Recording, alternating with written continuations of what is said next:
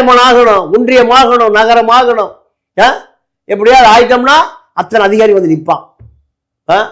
எப்படியாவது கோடிகளை சம்பாதிச்சிடலாம். இதுதான் இன்னைக்கு அரசியல். அண்ணா என்ன சொல்றாரு?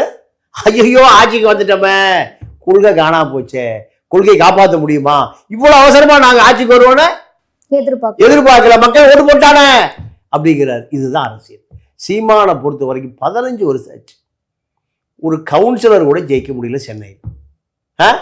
ஒரு எம்எல்ஏ கூட ஜெயிக்க முடியல. 2026ல கண்டிப்பா நாங்க முதலமைச்சர் தான் நேர முதலமைச்சர் தான். முதலமைச்சர் நாற்காலி இப்ப காலியா தானே இருக்கு. நேரம் போனா டக்குனு உட்காந்துக்கலாம், யாரும் வேணா உட்காந்துக்கலாம். ஆமா, அரசியல் என்பது நீங்க ஒரு நேர் கோடல்ல. அதை நான் திருப்பி அண்ணாட்டே போறேன். அண்ணா 2 வருஷம் இறந்து போயிட்டார். இருந்தாரு அவரே தோத்து போயிருப்பார், அது வேற விஷயம்.